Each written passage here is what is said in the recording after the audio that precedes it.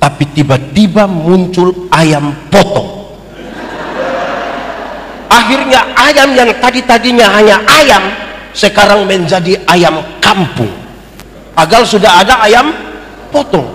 Akhirnya bikin manusia yang bingung, apakah ini ayam kampung yang dipotong atau ayam potong yang di kampung. Gitu kita jadi pusing. Tetapi penjelasan ini menarik. Saudara pernah lihat ayam kampung?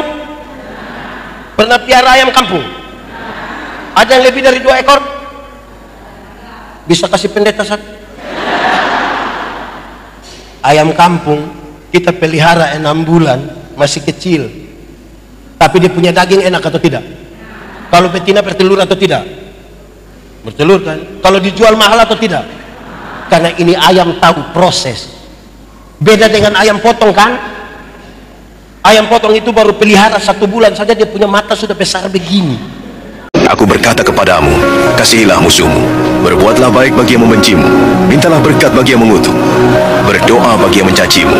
Kalau pipi kirimu ditampar, berikan juga pipi kanan. Aku yang memilih kalian. Saudara-saudara, mari kita berdoa untuk pemberitaan firman Tuhan. Kita berdoa. Ya Tuhan Allah, kami mohon kepadamu, kuatkanlah dan teguhkanlah iman kami, supaya waktu di mana kami belajar firman Tuhan, biarlah ini menjadi waktu paling baik bagi kami. Kami berdoa, Tuhan jauhkan semua penggoda pencobaan, baik di dalam kami, baik di sekitar kami, supaya di dalam damai-Mu kami belajar firman Tuhan. Kami rindu pada firman-Mu. Berfirmanlah bagi kami Tuhan. Di dalam nama Yesus, firman yang hidup itu kami berdoa. Amin. Bapak Ibu Saudara-saudara, sejemput kita berdiri, kita mendengarkan pembacaan firman Tuhan terambil dari surat Galatia pasal 5 ayat 22 sampai ayat yang ke-23. Galatia pasal 5 ayat 22 sampai ayat yang ke-23. Tetapi buah roh ialah kasih, sukacita, damai sejahtera, kesabaran, kemurahan, kebaikan, kesetiaan, kelemah lembutan, penguasaan diri. Tidak ada hukum yang menentang hal-hal itu. Demikian firman Tuhan. Berbahagia setiap orang yang mendengar firman, memelihara dan melakukan dalam hidup setiap hari. Haleluya. Tanya salam.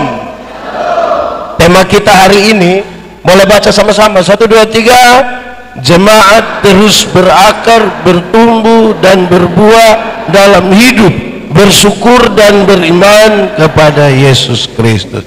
Ini tema panjang begini dan kita semua sudah tahu di akhir.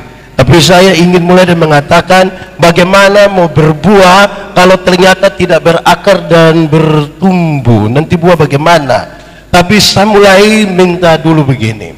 Ada ibu-ibu yang pelihara bunga di rumah, bunga hias itu. Ada kok tidak? Ada? Kasih tahu saya tidak minta juga, tidak mau pulang. Ada di rumah. Boleh tanya itu ibu yang pelihara itu bunga, jaga itu bunga, rawat itu bunga. Saya mau tanya, kira-kira tiap berapa bulan kasih pindah pot? Kira-kira?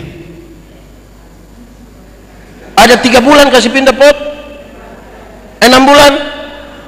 1 tahun baru kasih pindah pot? Kenapa pendeta Yandi mulai bertanya begitu? Kalau tiap minggu kasih pindah pot, besok itu bunga mati. Karena tidak ada kesempatan dia berakar, tidak ada kesempatan dia bertumbuh kalau tiap minggu kasih pindah.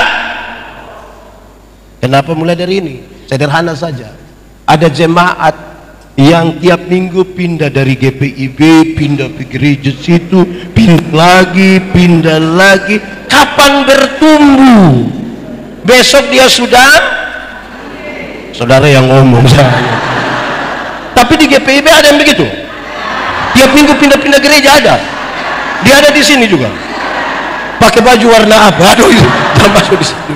Jadi tidak ada kesempatan untuk kita bertumbuh, apalagi berbuah, kalau tidak ambil keputusan untuk mau bertumbuh di mana. Tidak ada kesempatan untuk berbuah. Baik, saya berkhotbah tentang ini. Rupa-rupanya saudara, di gereja-gereja di Indonesia tema ini menjadi tema yang sangat sentral mungkin berakar, bertumbuh, berbuah. Berakar, bertumbuh, berbuah. Kenapa sih? Kekristenan itu ada 3 kelas. Berapa kelas? 1, berakar beragama tapi tidak beriman. Sama-sama, 1, 2, 3. Beragama tapi tidak. Untuk baptis dia subaptis, untuk sidi dia susidi, untuk penatua diaken sudah 13 periode, sudah lama, sudah terlalu lama. Beriman belum tentu. Beriman belum tentu. Kenapa? Agama itu di Indonesia diatur dalam struktur berbangsa dan bernegara. KTP harus tulis agama. Semua orang menjadi beragama. Beriman belum tentu. Amin. Di Jakarta juga begitu. Di Ciputat sini begitu. Rantai salib besar. Beragama belum tentu. Pendeta kenapa yakin sekali? Gampang. Saya biasa berkhotbah dan tanya orang begini, kita takut setan atau setan takut kita? Boleh jawab? Kita takut setan atau setan takut kita? Yakin setan takut kita? Saya lihat saudara suara makin menurun. Yakin setan takut kita? Atau kita dan setan bakas takut? Kerinduan kita setan takut kita, kenyataan membuktikan kita takut setan. Saya tidak tahu saudara-saudara di sini. Kami ini masih besar dalam sebuah kebiasaan. Kalau keluar rumah, sementara di jalan, tiba-tiba rasa BAB. Bikin apa? Ambil batu berapa? Ambil batu berapa? Taruh di mana? Yakin nanti dia tidak apa-apa. Saudara bayangkan yang sudah mengaku beriman saja masih begini. Kalau memang batu 3 menyelesaikan masalah, untuk apa ada toilet di gereja? Tinggal suruh panitia pembangunan kasih turun batu 2 rit di situ supaya saudara. Ini sekarang kita bawa materi di mana-mana, terus ada yang pendeta sebentar kita foto-foto dulu, foto-foto boleh. Pas mau foto ada yang lari dari sana bilang jangan 3 orang, jangan 3. Foto 3 nanti. Yang foto yang mati, oh yang tengah yang mati. Wih, berarti kalau mau bunuh orang itu gampang tinggal. Bayangkan ini, Kristen bertahun-tahun takut foto, hanya karena foto 3 orang. Itu dia pusol. Itu baik, tapi dia tingkatan paling bawah. Beragama tapi tidak. Tingkatan kedua agak bagus. Bertobat tapi tidak berbuah. Sama-sama, 1, 2, 3. Bertobat tapi untuk mabok tidak lagi, pukul istri tidak lagi, judi tidak lagi, tapi dia tidak melakukan sesuatu yang berdampak. Orang yang bertobat tapi tidak berbuah hanya bercerita tentang masa lalu. Kasih kesempatan bicara, dia bilang waktu tahun 1970. Di satu tempat dia ulang lagi waktu tahun 1970. Di satu tempat dia ulang lagi waktu tahun 1970. Satu saat dia baru berdiri, orang-orang baku korek bilang 1970. Hidup hanya untuk masa lalu dan bukan untuk masa depan. Nah, ketiga ini yang paling tinggi dalam kaitan dengan tema ini. Kelas yang paling tinggi dalam kekristenan adalah berbuah. Sama-sama, 1, 2, 3. Berbuah. Dalam hal inilah Bapakku dipermuliakan, yaitu jika kamu berbuah banyak dan buahmu itu tetap, supaya apa yang kamu minta kepada Bapa dalam namaku diberikannya kepadamu. Pertanyaannya jadi gampang. Kalau buah itu menjadi catatan, pertanyaannya begini, berbuah bagi Tuhan gampang atau susah? Kenapa suara hilang? Orang di sini pendiam-pendiam semua. Berbuah bagi Tuhan gampang atau susah? Yang di luar berbuah bagi Tuhan gampang atau susah? Yang di dalam berbuah bagi Tuhan gampang atau susah? Susah atau gampang? Gampang atau susah? Gampang. Berbuah bagi Tuhan gampang saja. Ranting yang melekat pada pohonnya, buah keluar dengan sendirinya tanpa disuruh. Amin. Saudara pernah lihat pohon mangga? Tidak pernah lihat? Pernah lihat pohon mangga berbuah? Pernah lihat orang Ciputat marah pohon mangga supaya berbuah? Berbuah, pernah? Ranting yang melekat pada pohonnya, buah keluar dengan sendirinya tanpa disuruh. Banyak orang rindu berbuah tapi tidak melekat kepada pohon. Akhirnya dia punya buah ada, tapi buah plastik. Pernah lihat jeruk plastik? Pernah? Pisang plastik? Alpukat plastik? Enak? Pernah rasa? Anak sekolah minggu saja tahu 3-4. Yesus pokok dan tinggallah di dalam. Lebih kuat. Yesus pokok dan tinggallah di dalam. Lebih kuat lagi. Yesus pokok dan tinggallah di dalamnya. Pasti apa? Pastilah kau akan itu anak sekolah minggu tahu itu. Yang SD, yang SMP saja tahu. Yang masih sekolah angkat tangan. Oh, Om Pendeta pikir suruh libur. Oh, anak SD, SMP tahu. Pada tanaman, bagian tanaman yang mencari makanan dia punya nama. Dari akar dia kirim ke mana? Ke daun lewat. Di daun ada proses apa? Setelah jadi sari makanan dikirim ke ranting, buah keluar dengan sendirinya tanpa disuruh. Itu anak sekolah juga tahu. Hari ini saya bertanya pada saudara, berbuah bagi Tuhan gampang kok susah? Saya baru bilang gampang-gampang susah. Itu tidak ada jawaban. Jawabannya berbuah bagi Tuhan ya gampang saja. Karena ranting yang melekat pada pohonnya berbuah tanpa disuruh. Jemaat, di sini tidak ada jemaat. Sudah mati semua ini jemaat. Jemaat, bagaimana orang tahu bahwa ada buah? Bagaimana saudara tahu bahwa di pendeta Yandi itu ada buah? Pada kita ada buah. Gampang saja. Lihat apa yang dihasilkan. Dan dengan baik disahkan dalam teks tadi. Pembacaan tadi kasih tahu. Tetapi buah roh. Satu ialah apa? Apa? Jemaat di Batra Iman ini kasih mantap. Wih, saya lihat saudara merenungkan lama ini. Memang ini tema pas ini. Ada kasih, amin. Kenapa tiba-tiba suara banyak begitu bilang? Kasih. Hukum Taurat itu ada 10. Dari 10 dijabarkan jadi 613 pasal. Dari 613 pasal masih ada ribuan peraturan hidup setiap hari. Tuhan Yesus simpulkan dia dalam 2 kalimat, mengasihi Tuhan dan mengasihi. Dari 2 kalimat Tuhan simpulkan dia tinggal 1 kata, K-A-S-I. Dibaca? Dibaca? Anak sekolah minggu, anak sekolah minggu menyanyi K-A K-A. Apa itu? Kasih itu apa? Sudah diam-diam, sudah diam-diam. Jemaat, nanti ini kan ulang tahun ke-27 toh.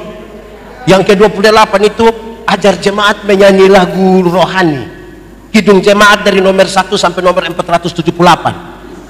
Karena ada yang kita menyanyi makin dekat Tuhan kepadamu walaupun saliblah menang.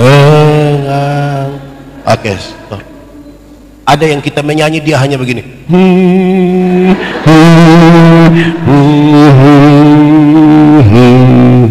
pura-pura rohani, padahal tidak tahu. Jadi lebih baik di ulang tahun ke-28 kita menyanyi lagu rohani. Bisa? Lagu rohani kurang tahu, tapi kalau dong menyanyi di kampung saya, ikan naik di panggung, itu semua langsung bisa. Di sini juga ada ikan. Nah di meja, ikan apa itu? Ikan mujair mungkin. Oke. Tetapi buah roh ialah satu apa? Satu apa? Oke, jemaat, hafal ikut yang pendeta omong. Kasih ialah kebaikan, tidak terpatahkan oleh apapun, tidak akan berubah menjadi kebencian. Ulang-ulang. Kasih ialah kebaikan, tidak terpatahkan oleh apapun, tidak akan berubah menjadi kebencian. Dengar rujukannya, karena begitu besar kasih Allah akan dunia ini. Apakah Tuhan Allah mengasihi dunia? Amin. Apakah dunia mengasihi Tuhan Allah? Lalu apakah karena dunia tidak mengasihi Tuhan Allah berhenti mengasihi dunia? Kemudian Tuhan membenci dunia? Saudara lihat, kasih tidak terpatahkan. Sama-sama 1, 2, 3. Kasih tidak. Kasih tahu kawan di sebelah, 1, 2, 3. Kasih tidak terpatahkan. Amin. Supaya tidak boleh ada orang di Bahtera Iman yang bilang begini, Ibu Pendeta, saya terlalu harga Ibu Pendeta, tapi waktu saya tahu Ibu Pendeta punya sifat asli begini, maaf, itu bukan kasih. Ego. Ulang. Ego. Di Bahtera Iman ini ada yang egois, ada juga laki-laki atau perempuan, laki-laki atau perempuan, dua orang majelis. Jemaat yang bisa konfirmasi ini ibu-ibu tentang kasih yang tidak terpatahkan. Itu ibu-ibu. Ibu-ibu, melahirkan itu sakit atau tidak? Terlalu sakit. Melahirkan normal atau abnormal tetap sakit. Sesar itu abnormal tuh. Waktu ibu-ibu sakit melahirkan, itu suami saja tidak tolong. Kami suami hanya dari luar taruh tangan di kepala baru bilang Yesus. Dia sudah bilang Yesus lagi, dia bayangkan kira-kirain anak muka ikut siapa ini. Nah, sekarang saudara lihat, sudah sakit melahirkan ini, sakit melahirkan. Anak-anak mesti dengar, anak sekolah minggu kan mesti dengar. Kamu punya jam tidur, orang tua punya jam bangun. Orang tua punya jam tidur, kamu punya jam bangun. Ada banyak orang tua tidak tidur gara-gara anak-anak mereka. Betul? Jam 3 subuh pun masih ada orang tua gendong-gendong begini dia punya anak. Betul? Dalam kondisi tidak tidur dan sempoyongan itu seringkali ibu-ibu dipaksa lagi menjadi penyanyi. Makanya ibu-ibu punya lagu itu seringkali tidak bisa dipertanggungjawabkan. Kalau tidak bobo digigit, padahal justru kalau anak bobo itu baru nyamuk gigit. Kalau anak ada lari-lari, nyamuk mana gigit dia dong. Tapi sudahlah, itu orang punya urusan. Tapi lanjut, saya mau bilang, anak-anak, waktu kamu lahir kamu tidak bisa bicara, kamu tidak bisa bicara.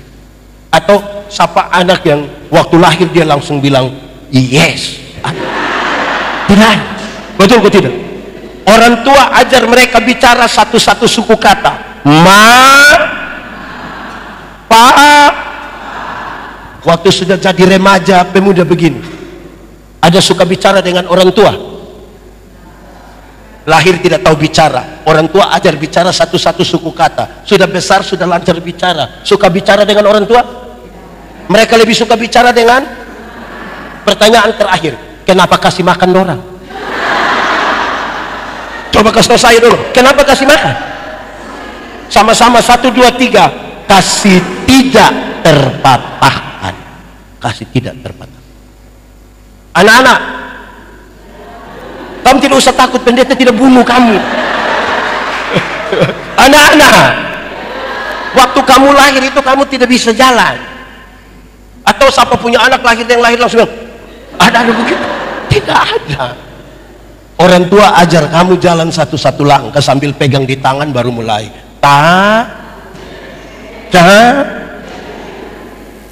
Sekarang mereka sudah jadi remaja, jadi pemuda. Suka jalan dengan orang tua? Ada suka jalan dengan orang tua?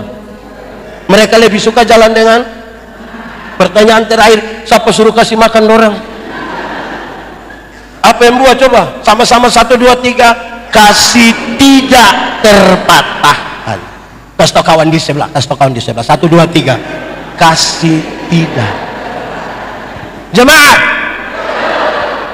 Orang tua itu seringkali bilang di dia punya anak-anak, anak-anak, asal kamu mau sekolah tinggi, biar kami orang tua ikat perut tidak apa-apa. Betul? Orang tua kalau sampai omong ikat perut itu bukan berarti orang mau pakai stagen, tapi orang utang demi anak-anak mereka. Betul kok tidak? Orang tua tuh kadang-kadang bilang begini, anak-anak, busuk-busuk juga kamu itu kita punya anak. Pernah dengar itu kalimat? Busuk-busuk juga kamu kita punya. Sudah ada yang pernah tanya orang tua bilang, kenapa bilang kita busuk? Jemaat, orang tua bisa besarkan kita 5 orang, tapi tidak pernah titip kita di mana-mana. Tapi anak 5 yang sudah sukses bisa sepakat titip orang tua di panti jompo. Ada yang sudah titip atau rencana titip batal sudah. Batal. Karena hari ini kita titip orang, besok-besok kita punya anak-anak titip kembali kita. Hidup ini hanya tukar sapa titip sapa. Kalau kamu tidak mau orang berbuat kepadamu, jangan berbuat itu kepada orang lain. Orang tua bisa besarkan kita 5 orang. Tapi 5 orang yang sudah sukses belum tentu bisa urus 1 orang tua. Belum tentu. Betul? Ada yang orang tua masih hidup, ada telepon tiap hari. Kita menyanyi dong, kita menyanyi dong. Ini lagu dunia tapi kita menyanyi di ibadah saja, tidak izin ibu, kita menyanyi di ibadah. Kasih ibu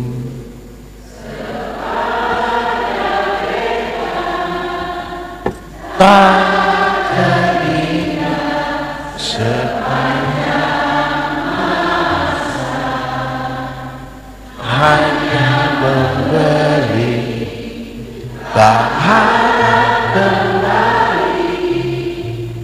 bagai sang surya menyinari dunia.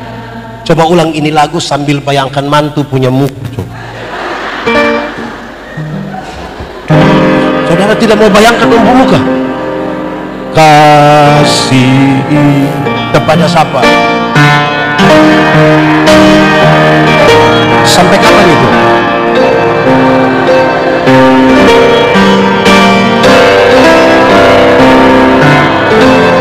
Hanya apa? Harap kembali ke kita. Seperti apa?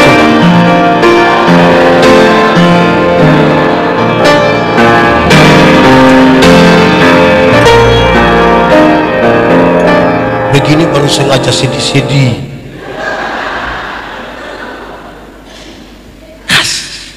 Tetapi buah roh ialah kasih. Kita ini lebih mengasihi diri atau lebih mengasihi orang lain? Lebih mengasihi diri atau orang lain? Diri. Alkitab juga bilang begitu. Kasihilah sesamamu seperti yang kau mengasihi. Kalau engkau tidak mengasihi dirimu, tidak mungkin engkau mengasihi orang lain. Kalau begitu pertanyaannya begini, apakah orang yang mengasihi dia punya diri, dia mau dia terluka? Dia mau dia sakit hati? Kalau begitu, coba bayangkan ada orang yang kita tidak suka. Coba saudara lihat dia pemuka. Kan tidak aman. Kalau saudara mengasihi dirimu, berhenti membenci dia. Kita ada dalam kasih. Amin. Oke. Pertama, tetapi buah roh ialah. Kedua, apa? Sukacita. Saya mau tanya kita dulu, jemaat. Sukacita dan senang beda atau sama? Sukacita dan senang sama atau beda? Beda atau sama? Sama atau beda? Beda. Dia punya tulisan saja beda tuh. Beda. Senang itu urusan dengan kepuasan-kepuasan yang kita terima. Tapi sukacita berurusan dengan sikap terhadap keadaan. Menyangkut senang, Alkitab berkata, ingat, ada waktu untuk senang, tapi ada waktu untuk susah. Jadi kalau saudara sementara senang sekarang, ingat, sedikit lagi susah. Kalau saudara sementara susah sekarang, mungkin sedikit lagi sudah mati. Kalau kita juga tidak tahu kita hidup sampai kapan. Tetapi menyangkut sukacita, Alkitab berkata, bersukacitalah senantiasa, baik waktu senang, baik waktu. Mari kita jujur, ada banyak orang cari Tuhan hanya untuk senang, bukan untuk sukacita. Saya bilang pada saudara, uang yang banyak membeli kesenangan, tapi tidak dengan sukacita. Kalau senang yang saudara cari, dunia berikan bagi saudara. Tapi kalau sukacita yang saudara cari, hanya ditemukan di dalam siapa? Di dalam siapa? Senang itu bagian dari sukacita, tapi senang itu bukan sukacita. Seperti ban itu bagian dari mobil, tapi ban itu bukan mobil. Supaya jangan baru naik ban dia kira dia naik mobil. Tidak maju-maju tuh. Masih banyak orang beribadah saja cari senang, bukan sukacita. Nah sekarang kita bicara tentang buah sukacita. Sudah dua toh? Satu tadi apa? Dua, tiga. Damai, damai. Oke, hafal. Damai sejahtera ialah damai sejahtera ialah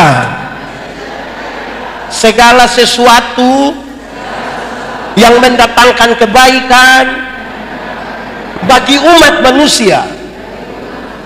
Segala sesuatu yang mendatangkan kebaikan bagi umat manusia, itu namanya apa? Damai sejahtera. Untuk mendatangkan kebaikan, kadang-kadang sakit. Saya mulai dari yang paling tinggi. Untuk penebusan dosa umat manusia, Allah harus mengorbankan diri supaya kita selamat. Saudara pernah sakit gigi? Enak? Yang menyanyi bilang lebih baik sakit gigi daripada sakit hati, itu karena dia belum pernah rasa. Wih, sakit gigi itu mengerikan. Tidak bisa tidur, kepala di bawah, kaki di atas, putar-putar, tetangga putar tap kita yang tersinggung di rumah. Siapa yang sakit gigi, kemudian dia buat air gula, Pak ini manis tinggi, terus dia kumur-kumur. Kita tanya, kenapa sakit gigi kumur air gula? Pendeta, biar itu ulat itu dapat yang manis-manis, biar dia tidak usah ganggu-ganggu kita. Begitu. Kadang-kadang untuk kebaikan obatnya mesti pahit. Untuk mendatangkan kebaikan obat mesti pahit. Persoalan kita sekarang adalah siapa yang mau dapat kepahitan, yang pahit, bukan kepahitan, yang pahit. Orang tua di kampung ajar kami begini, kalau ada pohon nangka tidak berbuah, ambil parang cincang dia sedikit-sedikit, dia punya batang. Tahun depan dia berbuah. Disakiti. Persoalannya adalah jemaat mana mau disakiti. Banyak jemaat itu bukan tersinggung, baru khotbah sedikit tidak sebut dia pun nama juga dia tidak mau gereja. Pilihan gereja terlalu banyak di Jakarta ini. Di GPIB sini juga ada begitu. Kenapa saudara diam?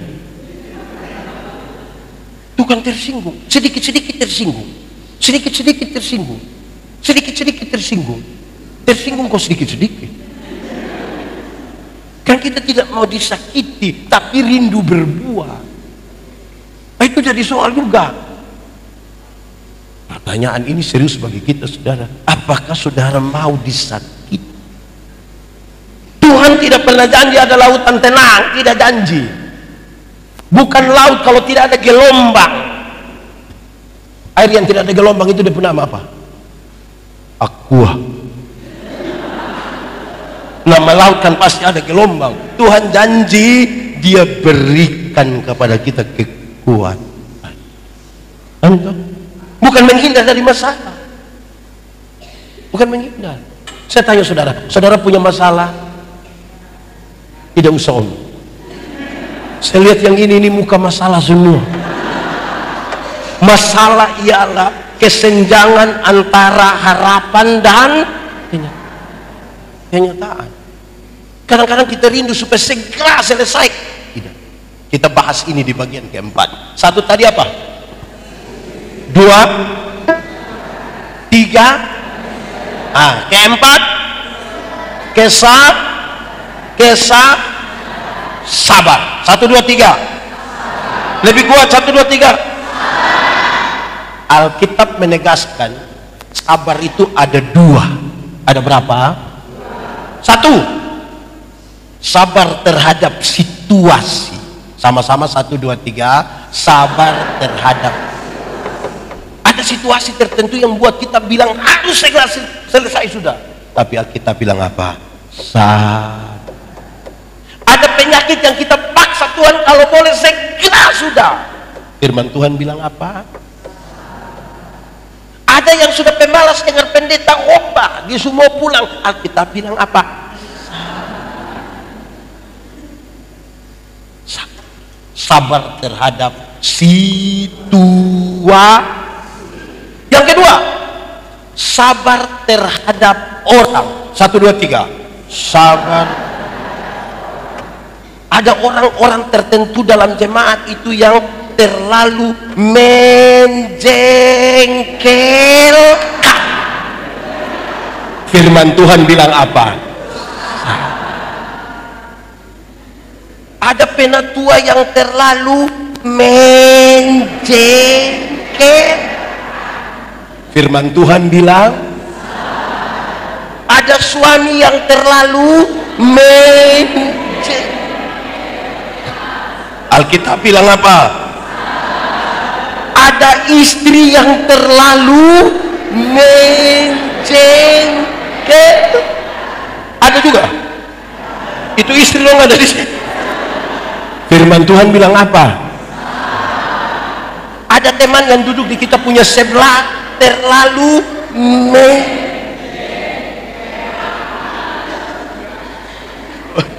Alkitab bilang apa?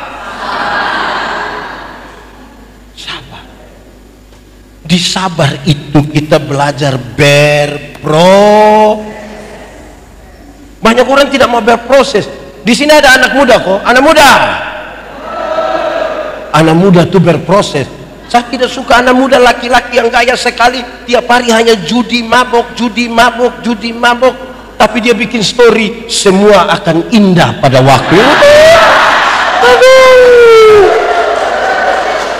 Kejadian.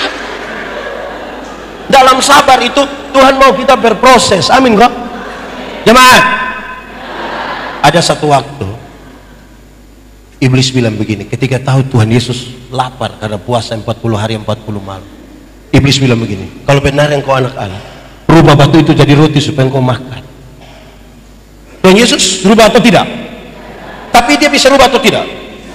Lalu kenapa dia tidak mau rubah? Dengar. Pertama, dia tidak mau ikut perintah iblis. Tidak mau. Tapi yang kedua, Tuhan Yesus tidak mau rubah. Kenapa? Masa mau makan roti saja pakai mujizat? Berproses sedikit. Kalau bikin roti pakai mujizat tiap hari di toko bakery itu mujizat terus. Mujizat roti tawar lah, roti mana? Ada bagian yang bagian kita, selebihnya itu bagian Tuhan. Butuh kesabaran. Walaupun itu menjengkelkan.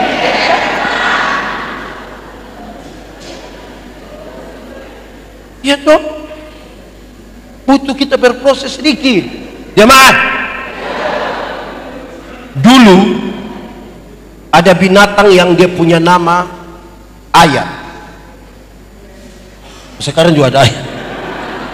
Ayam dulu itu hanya dibedakan atas ayam jantan dan ayam betina. Tapi tiba-tiba muncul ayam potong. Akhirnya ayam yang tadinya hanya ayam sekarang menjadi ayam kampung. Padahal sudah ada ayam potong. Akhirnya bikin manusia yang bingung, apakah ini ayam kampung yang dipotong atau ayam potong yang di kampung. Gitu kita jadi pusing. Tetapi penjelasan ini menarik. Saudara pernah lihat ayam kampung? Pernah piara ayam kampung? Ada yang lebih dari 2 ekor? Bisa kasih pendeta satu? Ayam kampung kita pelihara 6 bulan, masih kecil, tapi dia punya daging enak atau tidak? Kalau betina bertelur atau tidak? Bertelur kan? Kalau dijual mahal atau tidak? Karena ini ayam tahu proses. Beda dengan ayam potong kan?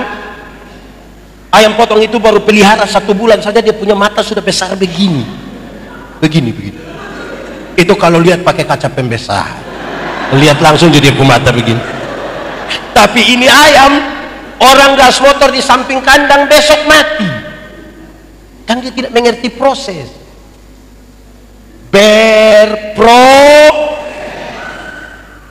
Proses. Untuk kita bikin ada konektivitas antara apa yang kita imani, apa yang kita pikirkan, apa yang kita ucapkan, apa yang kita lakukan. Proses itu bilang begitu.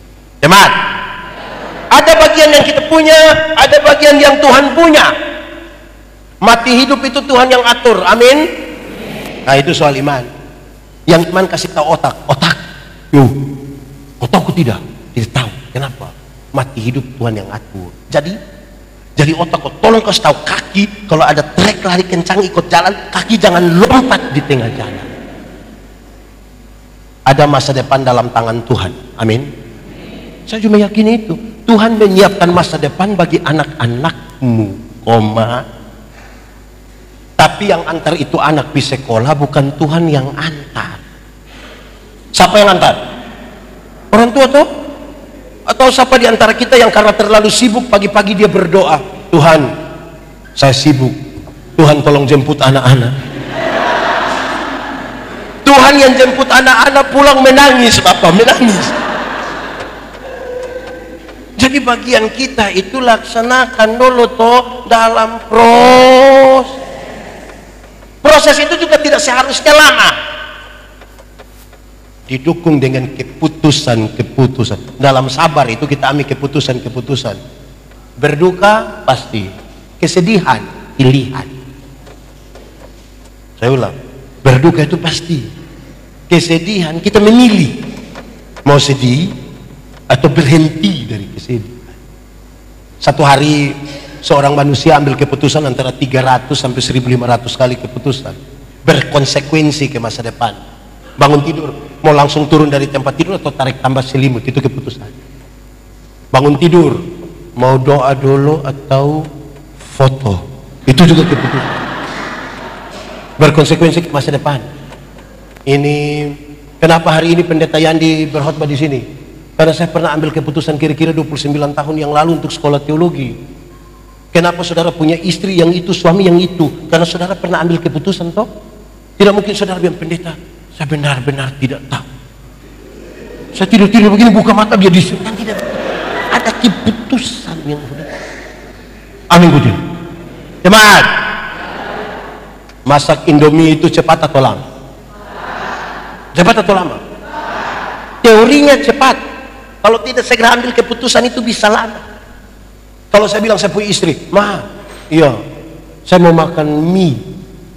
Ibu ke dapur 2-3 menit dia datang tanya, mie goreng apa mie kuah Papa? Nah, kita bilang mie kuah.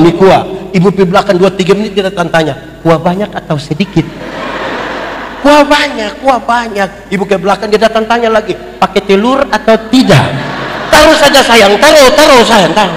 Ibu ke belakang 2-3 menit dia datang tanya lagi, pakai sayur atau tidak? Lama-lama kita tidak makan. Kita hanya bertanya.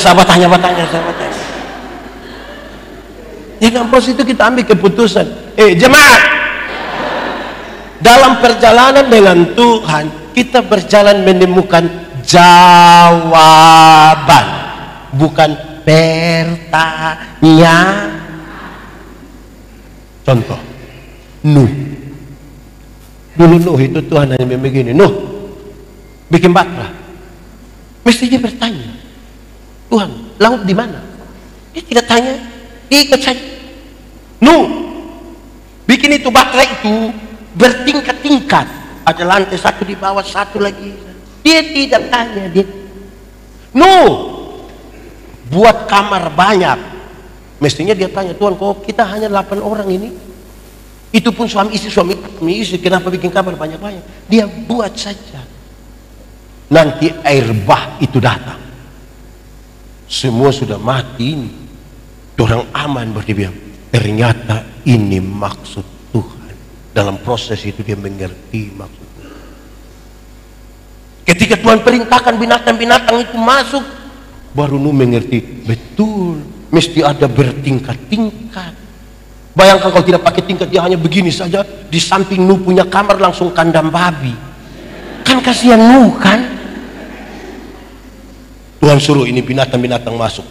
Gajah masuk. Singa masuk. Ular masuk. Baru nu mengerti. Benar. Memang harus berkamar-kamar. Bayangkan kalau nu satu kamar dengan lebah.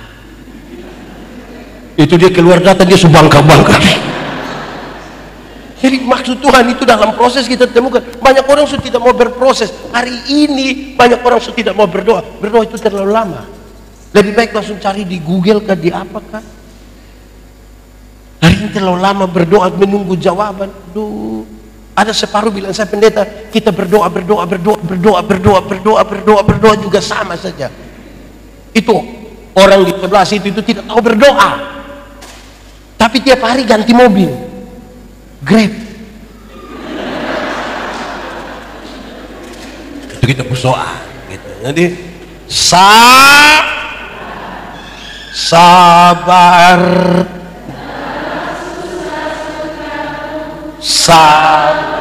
apa? Sabar, apa? Berikulah.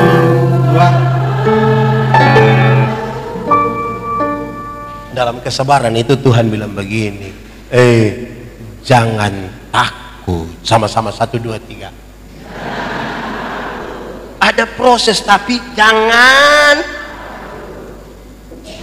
takut. Tuh berita Injil, pembebasan. Injil itu pembebasan. Dulu itu sebelum Yesus datang kita baca celakalah. Semua orang penuh ketakutan. Yesus datang, Yesus bilang jangan takut. Itu pembebasan. Saya berdoa di rumah sakit untuk banyak orang tua. Saya bilang, nenek, oma, kita berdoa ya. Iya. Pendeta doa habis mungkin nenek sudah mati. Tapi nenek mati masuk surga. Terus kita jelaskan mati masuk surga, lantas dia bilang, pendeta, mati hari ini atau besok sama saja. Tuhan yang memberi, Tuhan yang mengambil. Terpujilah nama Tuhan. Bahkan di lorong-lorong kekelaman pun dia masih punya keyakinan. Amin toh? Jangan takut. Supaya ada anak muda satu datang bilang, saya pendeta Yandi, saya rasa saya manusia paling berdosa.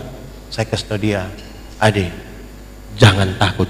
Pendeta juga orang berdosa, tapi kasih Tuhan lebih besar dari kita dua punya dosa. Pendeta. Bayangkan kalau anak muda datang ke saya bilang begini, pendeta Yandi, saya rasa saya manusia paling berdosa. Saya bilang, iya, saya lihat engkau punya muka berdosa ini. Saya sudah. Engkau ini kalau tidak bertobat, kaki tangan patah buang semua, patah buang itu.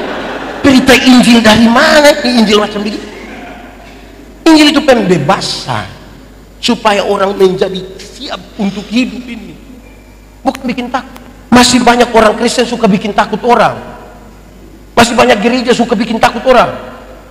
Menjelang Paskah itu orang putar film-film neraka di kampung-kampung.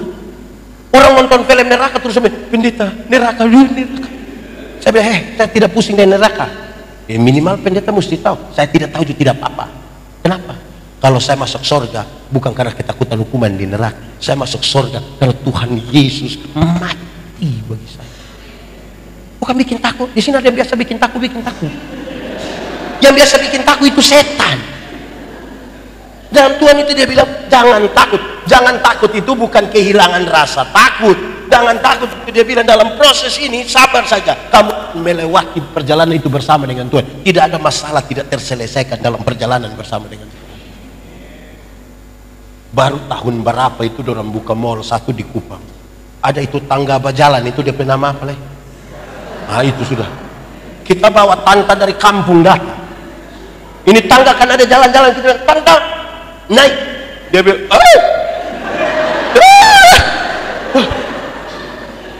terus kalau dia tidak mau, kita buat apa? Satu, kasih contoh kan, tante begini. Kalau dia tidak mau, kita buat apa? Waktu dia sudah bisa naik, kita bilang, itu kan tante tidak apa-apa kan? Dia bilang, oh iya, sudah kamu belanja biar tante sendiri putar-putar di sini. Bukan kehilangan rasa takut, tapi kamu akan berjalan bersama-sama dengan Tuhan, melewati pergumulan. Amin kok? Amin nah bikin. Jemaat, itu serius. Saya mau tanya, ibu-ibu, kasih makan anak kecil umur 2 tahun itu gampang atau susah? Susah atau gampang? Kan dia lari-lari tuh, lari. Dia punya mama ikut. Dia mama bilang, ini anak tidak bisa mengerti orang tua sedikit. Anak umur 2 tahun suruh mengerti dia punya mama yang 40. Anak tidak mau makan, kasih tahu dia baik-baik, adek makan sayang, makan biar sehat, ayo sayang makan. Ini anak tidak mau makan, di kampung dong selalu bilang, makan itu ada om. Itu om juga datang. Ini anak besar dalam ketakutan. Di sini ada om kasih takut anak kecil. Besok dong besar kamu setua, dong kasih takut. Kalau malam-malam anak kecil umur 2 tahun belum bisa tidur, jangan kasih takut dia. Bilang dia baik-baik, adek, ayo bobo sayang, ayo bobo. Biar besok bangun segar tuh sayang, ayo bobo. Adek belum bobo, papa mama bobo duluan. Ayo bobo. Ini anak tidak mau tidur, papa mama sepakat kasih mati lampu. Lampu matiin, anak mulai takut. Dia punya papa keluar dari pintu belakang, menuju jendela kamar, dengan yakin sekali dia punya bapak tarik garuk jendela. Dia punya mama pura-pura kaget. Hah? Om ada subobo om. Itu keluarga tipu-tipu. Di sini juga ada orang tua kasih takuan lagi gila. Orang tua kasih takuan. No, sudah sabar saja, sabar hadapi orang tua begitu walaupun saya tidak lanjut itu saudara. Keempat, 1 apa? 2, 3, 4, 5 kemurahan. Jemaat, ada orang rajin gereja, bahkan bukan rajin biasa, maha hadir. Semua ibadah dia ikut, seluruh pelka dia ikut, semua ibadah hari Minggu, Senin, Selasa, Rabu dia ikut semua. Tidak ada masalah dengan siapapun. Tapi sayang, itu orang terlalu sekikir. Itu sekikir, orang Kupang bilang batu itu. Di Batera Iman ini ada yang tidak ada, dia sekikir sekali. Itu tidak ada kemurahan, betul itu. Kita ini terlalu parah. Ada orang yang dengan Tuhan saja sekikir, dengan Tuhan itu sekikir. Ada satu orang itu dia kasih persembahan. Saya tidak bicara nominal, sikap yang saya bicara. Dia kasih persembahan, dia saya bilang, Bapak, kenapa sampai lipat itu tangan sampai begitu? Dia bilang, pendeta, kalau tangan kanan memberi, tangan kiri tidak boleh tahu. Saya bilang, iya, tapi saya tahu. Pendeta tahu apa? 1000. Maka 100 susah begini. Sudah begini lagi pakai sengaja batok. Aduh, jemaat.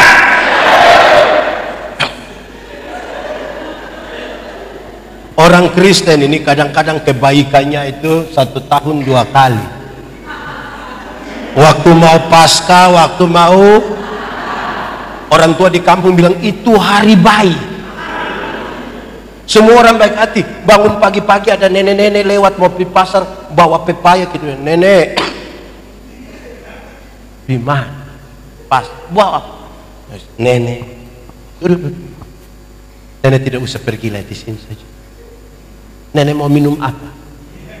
Terserah ibu. Terserah. Nenek bilang teh, kopi, wine atau bir. Nenek bilang kalau begitu wine. Kalau begitu saya wine. Ambil wine. Nenek minum 1 botol. Nenek bilang masih ada. Oh ada setengah tadi malam papa punya. Dia bilang, nenek hari baik. Ini ada gula, beras, kopi, susu, minyak goreng. Nenek, ini bayar nenek punya pepaya sudah ya. Nenek tinggal di mana? Nenek tinggal di mana? Dia sebut 5 km dari rumah kita. Pulang dengan apa? Saya jalan kaki. Jangan. Grab. 3 hari kemudian itu nenek datang kembali. Suami yang lihat terus suami bilang, sayang, kenapa? Oh pun nenek datang itu. Menjeng.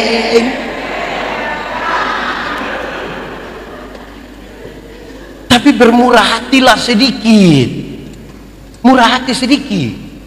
Kita ini tadi kami bercerita dengan para pendeta di ruang rapat itu. Waktu kita cerita begini, kami pendeta ini Tuhan pelihara. Itu Soekarno-Hatta itu jarang mau datang kepada kami, tapi kami terpelihara oleh Tuhan. Tidak usah takut murah. Sekalipun yang paling banyak datang ke Patimura, ada di pedang, ada yang dia ramas begini sampai itu pedang Patimura hampir patah. Tapi kami hidup terpelihara ini, terpelihara. Kami tetap dalam perjuangan. Pangeran dari timur, tapi hidup kan. Tidak usah takut bermurah hati. Ada satu waktu 2 orang menghadap Tuhan minta karunia. Ternyata di Tuhan tinggal 2 karunia. 1, karunia memberi. 2, karunia menerima. Orang pertama cepat-cepat ambil karunia menerima. Tinggal karunia. Orang kedua garu-garu kepala begini ambil karunia memberi. Lewat 20 tahun kemudian mereka ketemu di satu perapatan jalan di lampu merah. Yang punya karunia memberi itu ada duduk di atas mobil mewah, satu tanda sukses. Saya tidak khotbah teologi sukses, saya tidak khotbah. Saya juga tidak suruh saudara membawa persembahan bagi kita. Dan itu hak eksi iman sendiri. Ini satu kok sukses. Waktu dengan bapak lihat begini, ini satu kawan. Perasaan itu hal yang kau dapat karunia memberi. Kok kenapa sekarang kau lihat dari saya? Terus dia jawab, kawan, karena Tuhan Allah tahu saya harus selalu memberi, maka kepada saya Tuhan berikan lebih. Yang kau mau kasih orang, itu yang kau tidak ada ini Tuhan kasih, ini kasih orang. Tapi kawan ini kan karunia menerima. Jadi di mana-mana Tuhan yang begini. Ada jemaat datang ketemu saya, dia patah leher begini, pendeta. Hidup ini terlalu susah, engkau mati sudah. Kalau memang sudah terlalu susah, mau hidup lagi bikin apa? Kadang-kadang kita kurang bersyukur toh. Amin. Sama-sama bersyukur. Bersyukur itu cara terbaik menikmati hidup. Hati manusia lebih luas dari isi dunia. Kita sudah isi ini barang-barang di dunia, di hati manusia tetap kurang. Untuk menutupi kekurangan itu hanya satu kata, sama-sama bersyukur. Manusia itu selalu tidak puas. Dia jalan kaki dia berdoa, Tuhan, yo kasih saya sepeda 1. Tuhan kasih sepeda 1, dia naik 2-3 bulan dia berdoa, Tuhan naik sepeda memang Tuhan, tapi tanjakan di sebelah itu betis mau pecah. Jadi yang kau punya mau, Tuhan kalau boleh motor 1 Tuhan. Tuhan kasih motor satu, dia naik 5-6 bulan, dia doa ulang, Tuhan naik motor memang enak, tapi saya punya istri berat 80, anak 3 orang baru montok semua. Setiap kali motor bunyi, dorang 4-4 mau naik motor bawa masalah baru dalam kami punya rumah tangga. Jadi engkau punya mau mobil satu, Tuhan kasih mobil satu, dia naik 1 tahun, doa ulang, Tuhan naik mobil memang enak. Ibu juga naik, tapi anak kami yang pertama sudah kawin orang Palembang, tinggal di Palembang, masa mau pergi ke Palembang pakai mobil? Yang kau punya mau kapal laut. Tuhan kasih kapal laut satu di Palembang, lihat cucu, lihat mantu, lihat anak pula dari Tuhan naik kapal memang sampai sana, tapi lalu yang kau punya mau helikopter satu boleh. Kita selalu tidak puas dengan yang Tuhan berikan. Satu kata sama-sama, bersyukur. Bersyukur itu apa, pendeta? Bersyukur itu adalah saat dimana seluruh pikiran, perasaan dan hidup hanya tertuju kepada Tuhan. Itu namanya apa? Bersyukur. Ada orang bikin ibadah syukur tapi hati pikiran tidak tertuju pada Tuhan. Nah, di kota besar ini kan sudah tinggal pesan saja. Kami di kampung kan mesti masak. Khotbah pas pendeta sampai, dia bilang, Bapak Ibu saudara-saudara, mari kita satu hati bersama-sama dengan keluarga dalam doa syafaat, dalam doa syukur. Itu langsung ibu-ibu dong langsung ke belakang, dong baku aja gitu. Sampai di belakang yang ketua dapur bilang, siap, ayo siap. Kuat tadi sudah kasih panas. Padahal hanya kacang berinibon. Kan tujuannya ada di situ. Saudara tahu apa hasilnya? Ada banyak orang tinggal dekat tempat itu, tempat syukuran. Suami istri sudah siap tapi belum pergi. Istri bilang, Papa ayo. Papa bilang, masih ibadah. Lalu mau pergi bikin apa? Itu kemurahan. Sudah berapa itu? 1, 2, 3, 4, 5, 6. Kebaikan itu respon atas apa? Atas kasih karunia. Saya kasih contoh. Anggap saja saya dengan kakak ini, kami dua tidak kenal. Anggap saja kami dua tidak kenal. Memang kami dua tidak kenal. Terus saya dapat dia pun nomor telepon. Saya bilang begini, kakak, sebentar malam jam 12 bisa ketemu saya di depan kantor Gubernur Banten. Kira-kira dia mau atau tidak? Dia mau atau tidak? Dia piara ayam 1 ekor di rumah. Saya pergi ke dia, kami dua tidak kenal. Kira-kira dia kasih saya itu ayam atau tidak? Gitu. Saya ganti pertanyaannya. Saya mau kasih dia mobil baru 1. Kira-kira dia mau tidak? Mau tidak? Terus saya kasih dia mobil baru 1, Toyota Alphard. Kira-kira begitu. Dapat cuma-cuma. Waktu dia dapat cuma-cuma dari saya, ada perubahan perilaku dari dia ke saya atau tidak? Ada atau tidak? Saya telepon jam 12 malam, dia datang atau tidak? Saya pergi di rumah ada ayam 1, dia kasih atau tidak? Kenapa dia tiba-tiba baik begini? Karena dia telah mendapatkan sesuatu yang mahal lebih duluan. Kebaikan yang dia buat menjadi ungkapan syukur atas sesuatu yang dia sudah terima lebih duluan dari itu. Jadi kebaikan itu respon. Jadi kalau ada orang malas untuk beribadah, malas untuk melayani, malas untuk ini melakukan kebaikan dan sebagainya, dia tidak paham terhadap kasih karunia yang Tuhan sudah berikan yang cuma-cuma. Pembebasan, saudara tahu, kami pendeta ini dapat berita, Pak Pendeta, ada orang sudah meninggal. Untuk menangis kita menangis. Semua dia ikut menangis. Kasih mandi mayat dia juga mandi. Kasih pakai hitam putih dia juga ikut hitam putih. Kasih masuk di peti dia juga mau masuk. Muat di ambulans dia ikut. Sampai kubur dia mau turun, tidak jadi. Tapi Tuhan berkorban bagi dia. Itu yang kemudian buat dia kemudian melakukan sebuah kebaikan karena Tuhan berkorban. Kebaikan respon. Ya kita bukan masuk surga kan bikin terlalu baik. Tidak ada orang yang terlalu baik di sini.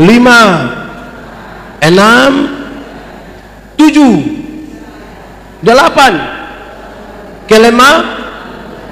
Kelemah itu terdiri dari dua kata, yaitu lemah dan disambung menjadi.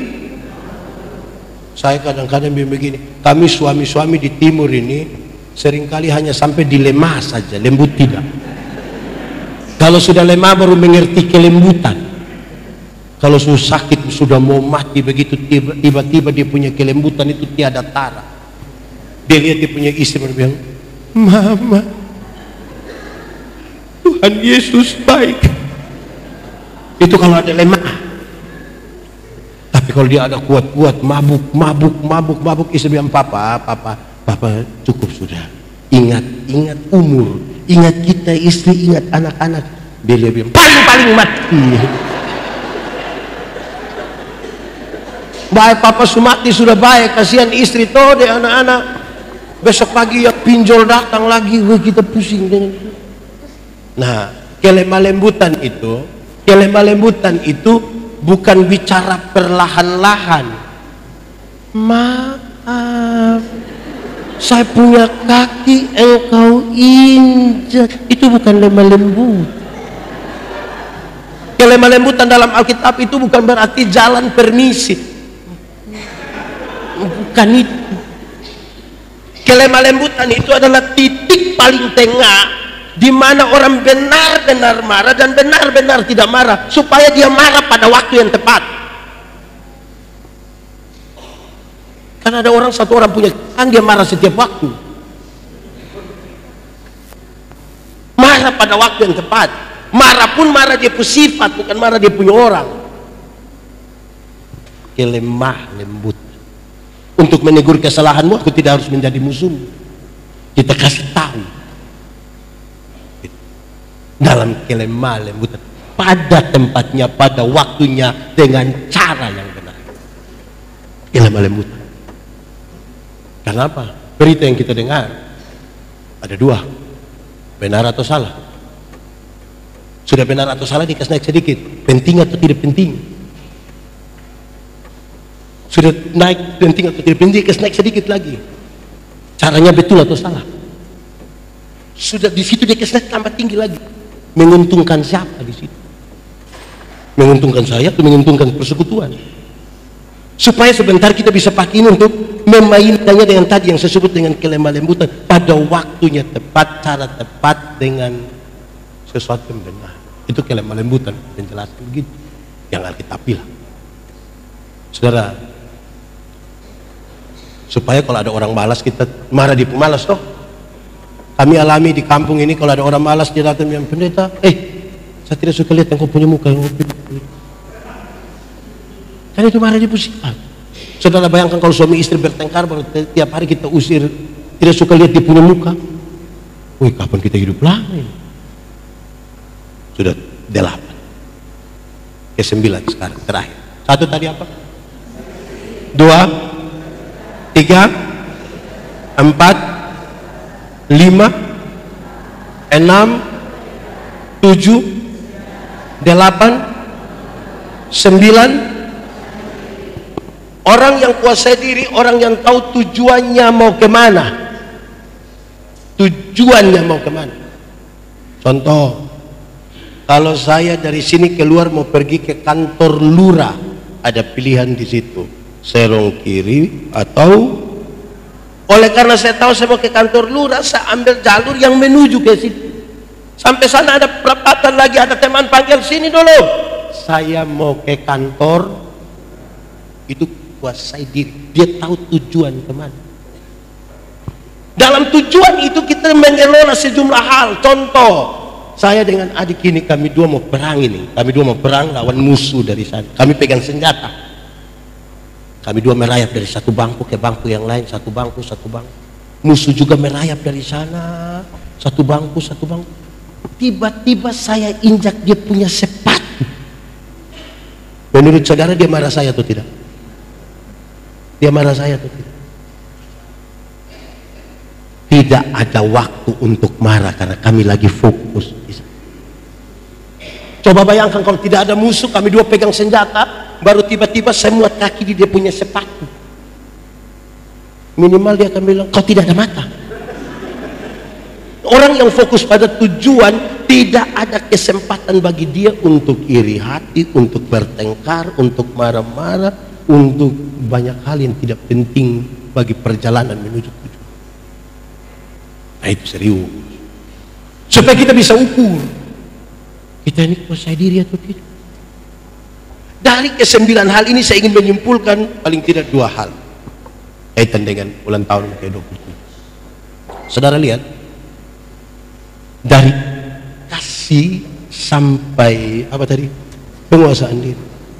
Itu ibarat mangga, kulit, daging, biji jadi satu. Dia punya nama mangga. Tidak mungkin ada mangga yang orang sangat heran, ini mangga terlalu luar biasa pendeta. Dia punya kulit di sini, daging di situ, biji di situ. Itu mangga gila. Dia satu dengan 9 unsur yang membuat dia menjadi satu. Dia punya nama mangga. Coba ya, jangan ada yang bilang, pendeta dari 9 itu 4 saya sudah, 4 tinggal 5. Bisa, dia langsung jadi satu. Nah, hari ini saudara-saudara, ini dalam rentetan 27 tahun toh bergereja. 27 tahun sudah dewasa atau belum ya? Lama atau cepat? Oh iya. Tapi saya suka bilang kadang-kadang itu tergantung. 2 minggu itu cepat atau lama? Kalau pacaran 2 minggu cepat atau lama? Cepat. Kalau tahan lapar 2 minggu cepat atau lama? Jadi 2 minggu termasuk cepat atau lama? Baca Alkitab ini 4 bulan saja sudah selesai. 4 bulan cepat atau lama? Kalau hidup hanya 4 bulan cepat atau lama? Kalau perut sakit 4 bulan lama. Jadi yang benar 4 bulan termasuk cepat atau lama? Ya tergantung. Kalau hidup diisi dengan cinta, kasih, perhatian, buah yang baik, hari-hari hidup ini terasa terlalu cepat. Tapi 4 bulan diisi dengan iri hati, kesombongan, lain-lain, terasa terlalu. Nah, dewasa itu ada 3. Ada berapa? 1. Dewasa biologis, sama-sama 1, 2, 3. Dewasa biologis itu waktu itu berat badan hanya 37, sekarang kok 73. Waktu itu pakai celana nomor 27 tidak ada masalah karena perut rata saja. Kok sekarang perut macam ada 3, 1 di sini, 1 di sini. Itu dewasa biologis. Siapapun bisa begitu, makan tidur, cocok ya gemuk. Kedua, dewasa psikologi. Dewasa psikologi tidak tergantung umur dan berat badan. Umur 40 tahun tapi kalau tidak mau diatur, umur 40 tahun kalau bukan tersinggung, umur 40 tahun tapi kalau suka marah-marah. Kami di Kupang itu kalau orang yang suka tersinggung, dia orang banyak suka marah-marah, orang suka korek. Badan besar tapi belum tentu dia punya psikologi dewasa. Ketiga, dewasa iman. Itu jadi refleks. Ada anak umur 3 tahun, ada meja berat 10 kg. Anak umur 3 tahun bisa pikul meja yang 10 kg. 17 tahun kemudian dia umur 20 tahun, dia bisa pikul meja 10 kg. Yang berubah anak atau meja? Nah, itu dewasa iman. Tidak meminta beban menjadi ringan, dia meminta bahu yang semakin. Orang dewasa iman tidak akan pernah merengek-rengek meminta masalah menjadi berubah, karena dia tahu kalau Tuhan izinkan ada beban, ada persoalan, Tuhan tahu seberapa kuat. Karena itu hampir-hampir